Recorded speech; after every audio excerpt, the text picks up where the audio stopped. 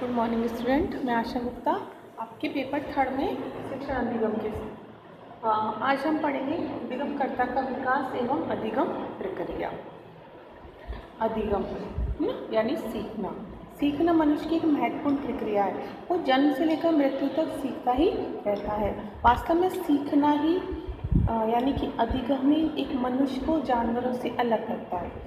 जानवर सीखते नहीं हैं, उन्हें प्रशिक्षित किया जाता है। जैसे हम सर्कस में देखते हैं या हमारे घर में पालतू जानवर जो होते हैं, तो हम उनको कोई कार्य करने के लिए कहते हैं तो वो उस चीज़ को कर लेते हैं। तो वो कैसे करते हैं? उन्हें प्रशिक्षण दिया जाता है, वो प्रशिक्षित किया जाता है उन्हें। और मनुष्य यानी कि मानव जो है वो क्या है, वो सीखता है। वो पहले अपने वातावरण से सीखता है जब वो छोटा होता है। जब वो बड़ा होता जाता है तो वो अपने अनुभवों से सीखता है। सीखने के लिए ही माँ बाप एक बालक को विद्यालय में भेजते हैं, ठीक है। तो जब बच्चा छोटा होता है, शैशवावस्था में होता है, वो एकदम असहाय होता है, पराश्रित होता है। फिर धीरे धीरे बड़ा होकर के वो अपने वातावरण से समायोजन करने का प्रयास करता है। इस समायोजन की क्रिया में वह अपने अनुभवों से अधिक लाभ उठाने का प्रयास करता है ना। अपने अनुभवों से अधिक कार्य करने का प्रयास करता है। और मनोवैज्ञानिक इसी को क्या कहते हैं? सीखना। तो जो कुछ भी हम करते हैं वो हमारे सीखने का ही परिणाम है। हमारे बैठने उठने का, हमारे खाने पीने का, हमारे बोलने का, ये सब चीज़ें क्या है? वो सब चीज़ें हमारे सीखने पर ही निर्भर करती है। यानी कि जैसे हम सीखते हैं वैसे ही चीज़ें हम करते हैं। जैसा ही बताया कि समायोजन, हम अपने अनुभवों के द्वारा वातावरण से समायोजन करने का प्रयास करते हैं। तो वातावरण से जब हम समायोजन करने का प्रयास करते हैं तो अपने अनुभवों के द्वारा जो हमने सीखा है वही कार्य हम करते हैं। जैसे तय कि मैंने कि गरम तवे पर यदि बच्चे का हाथ पड़ जाता है तो वो जान जाता है, हाथ जल जाता है उसका, वो जान जाता है कि ये वस्तु गर्म है और हमें इस पर हाथ नहीं लगाना है वरना हम जल जाएंगे। तो वो क्या है? वो उसको सीखना है ना। अपने अनुभव से उसने सीख लिया कि मुझे इस गर्म वस्तु पर हाथ नहीं लगाना।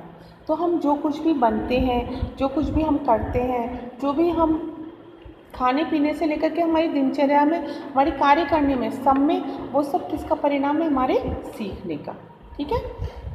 तो इस सीखने के कौशल में कुछ विशेषताएं भी होती है ना, कि हम सीखते कैसे हैं। तो वो कुछ हम आज पढ़ रहे हैं, फिर बाद में हम विकास पढ़ेंगे। पहले इसकी विशेषताएं पढ़ लेते हैं, ठीक है। सबसे पहले आती है अभिप्रेरणा।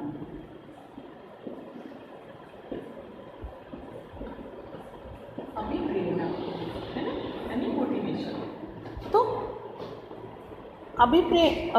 अभिप्रेरणा या मोटिवेशन किस रूप में? कि मनुष्य का प्रत्येक कार्य जो वह करना चाहता है तो किसी न किसी प्रेरणा, अभिप्रेरणा से संचालित होता है। यानी कि जब हमें कोई आवश्यकता होती है किसी कार्य की, मान लीजिए कि हमें भूख लग रही है, घर में मम्मी नहीं है और कुछ खाना बनाना हमें नहीं आता, लेकिन हमें आवश्यकता है उस समय खाने की, है ना। तो हम क्या करेंगे? हम किचन में जा कर के कुछ ना कुछ बनाने का प्रयास करेंगे। फ्रूट्स रखे होंगे तो वो हम काटेंगे, या फिर कुछ भी हम छोटी मोटी 2 मिनट की मैगी बनाने का प्रयास करेंगे। तो वो सब क्या है? वो हमारी आवश्यकता है। और आवश्यकता कहाँ से हुई? जो हमारी अभिप्रेरणा है ना, यानी कि हमारी आवश्यकता थी तो हम प्रेरित हुए उस कार्य को करने के लिए। तो इस प्रकार कि जो आवश्यकता होती है हमारी, वो हमें कार्य करने के लिए प्रेरित करती है। और उसमें क्या होता है? बच्चा या जो मनुष्य होता है वो क्रियाशील हो जाता है और उसके उद्देश्य की ओर उसको ले जाते हैं। यानी कि अभिप्रेरणा व्यक्ति को कार्य करने के लिए प्रेरित करती है और वो उस कार्य को करने के लिए तत्पर हो जाता है, ठीक है। तो हम जो भी कार्य करते हैं, है ना, अभिप्रेरणा से प्रेरित होकर के करते हैं और फिर हम क्या करते हैं? उसको, जैसे हमने जो भी कार्य करा हम उसको सीख गए। तो ये किसके कारण? प्रेरणा के कारण, ठीक है। दूसरा आता है हमारा उद्देश्य।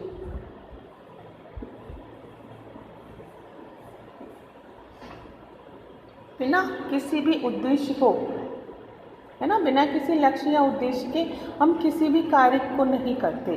जैसा आप लोग भी बीएड कर रहे हैं तो आपका कोई ना कोई लक्ष्य उद्देश्य है कि आपको गवर्नमेंट जॉब लेनी है ना, आपको ये रीट का एग्ज़ाम पास करना है, तो आपको वो सब क्या आपका एक उद्देश्य है, आपका लक्ष्य बना कर के चल रहे हैं कि आपको इस कार्य के लिए आपको ये कार्य करना है। तो हमारा कोई ना कोई उद्देश्य होता है, हमारी आवश्यकताओं की पूर्ति हम एक निश्चित उद्देश्य के आधार पर ही करते हैं। ठीक है, यदि हमारा उद्देश्य निर्धारित हो गया तो हमारी दिशा स्पष्ट और निश्चित हो जाती है। ठीक है, और उसी के अनुसार फिर हम कार्य करते हैं, उसी के अनुसार हम उस कार्य को सीखने का प्रयास करते हैं। तो बिना उद्देश्य के हम अपनी सीखने की ओर प्रवृत्त नहीं हो सकते। जैसे परिभाषा भी है ना उद्देश्य की, कि बिना लक्ष्य उद्देश्य के कोई भी जो कार्य है वो ऐसा है कि हम किसी भी समुद्र में जा रहे हैं बिना पतवार के, किसी नाव को लेकर के। तो बिना किसी भी उद्देश्य के हम कार्य को करने के लिए प्रेरित नहीं होते। हमें कुछ ना कुछ उद्देश्य के आधार पर ही अपने कार्य को करना होता है। ठीक है, अगला आता है हमारा इसी में बाधा। अब अभी तो है कि उद्देश्य के आधार पर हम जो है कार्य को करने के प्रवृत्त होते हैं, लेकिन बाधा कैसे, कि बाधा आ जाती है अगर बीच में, तो हम कैसे उसमें सीखने के लिए प्रवृत्त होते हैं। बाधा भी देखिए हमें सीखने यानी कि रोक है ना, किसी भी कार्य करने में यदि कोई रोक लग जाती है और हमें वो कार्य करना है तो क्या करते हैं हम अपने तर्क से, अपनी सूझबूझ से है ना, अपने प्रयासों के द्वारा उस कार्य को करने के लिए प्रेरित होते हैं, उस कार्य को करने की सीखते हैं, उस कार्य को करने का प्रयास करते हैं। तो वो क्या हुई, बाधा। यानी कि अगर किसी भी कार्य को करने में बाधा आ जाती है तो फिर हम उस बाधा को दूर करने का प्रयास करते हैं, उस कार्य को करने का प्रयास करते हैं।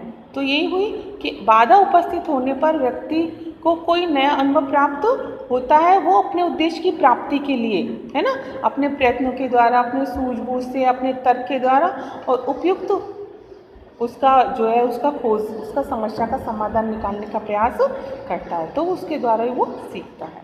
ठीक है, अगला आता है हमारा पुनर्वलन।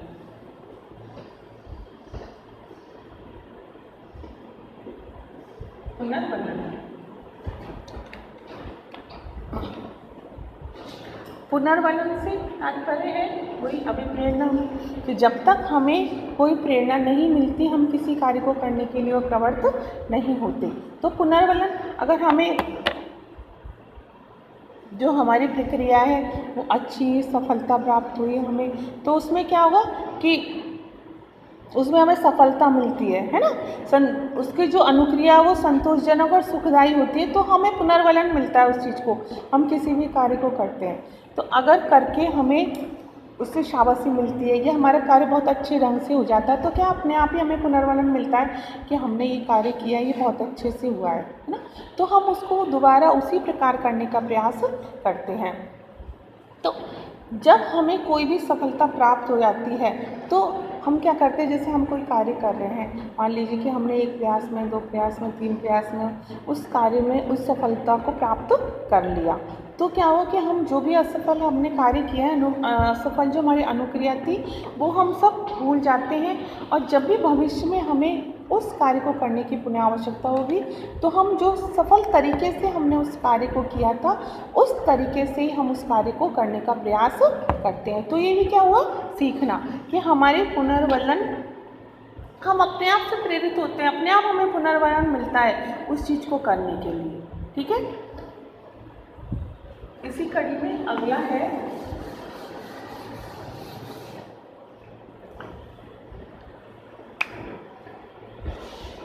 विभिन्न प्रकार की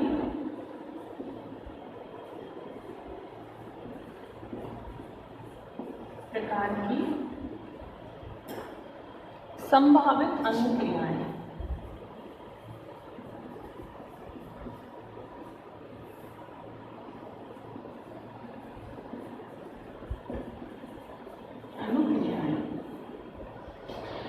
ठीक है, विभिन्न प्रकार की संभावित अनुक्रियाएं, यानी कि हम जब भी कोई कार्य करते हैं, ठीक है, उसमें बाधा उत्पन्न होती है तो हम अनेक प्रकार की उसमें संभावित क्रियाएं करते हैं। जैसे अभी हमने पढ़ा ना कि बाधा उत्पन्न होने पर, तो वही कि हम बहुत सारे कोई भी कार्य हम कर रहे हैं और अगर हमारा वो कार्य नहीं हो पा रहा है तो हम जुगाड़ लगाते हैं, सोचते हैं हम कि हम कैसे करें। तो वो सोचना ही हमारा क्या संभावित अनुक्रिया, यानी कि हम उसको सोच करके और हम अपने अपने प्रयत्नों के द्वारा, अपनी सूझबूझ से या फिर किसी को देख करके, है ना, हम उस कार्य को करने का प्रयास करते हैं। यानी कि संभावित अनुक्रियाएं हम करते हैं कि हो सकता है इस कार्य को करने से इस कार्य में हमें सफलता मिल जाए, इसको इस तरीके से करने से इसमें हमें सफलता मिल जाए। तो वो सब क्या होती है, वो सब होती है हमारी विभिन्न प्रकार के संभावित अनुक्रियाएं। यानी कि हम उन अनुक्रियाओं के द्वारा उस कार्य को करते हैं और फिर वही निकट भविष्य में जब हमें पुनः उस कार्य को करने की आवश्यकता होती है तो हम क्या करते हैं, उस तरीके से उस कार्य को करते हैं। ठीक है, तो ये था हमारा अधिगमकर्ता का विकास और अधिगम प्रक्रिया, है ना। विकास को हम पढ़ेंगे अगली क्लास में कि विकास क्या होता है। तो अधिगम करता है यानी कि विद्यार्थी जो भी अधिगम करता है, सीखता है, और अधिगम प्रक्रिया हमारी कैसे होती है। तो अधिगम प्रक्रिया में हमने विशेषताएं पढ़ी कि हम किन किन बातों से प्रेरित होते हैं, है ना, किन किन बातों से हमारी अधिगम प्रक्रिया वो प्रेरित होती है या फिर प्रभावित होती है, और प्रेरित नहीं प्रभावित होती है कि किन किन कारकों से हमारी अधिगम प्रक्रिया वो है जो प्रभावित होती है।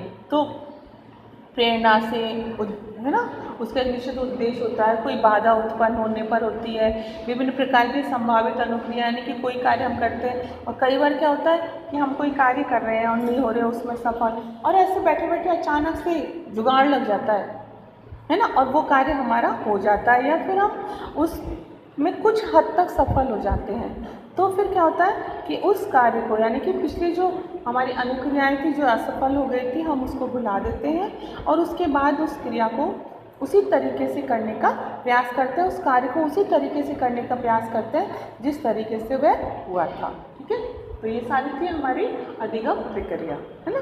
नेक्स्ट क्लास में हम पढ़ेंगे विकास, यानी कि विकास क्या होता है बच्चे का। ठीक है, समय हो आपके कारण नहीं। धन्यवाद।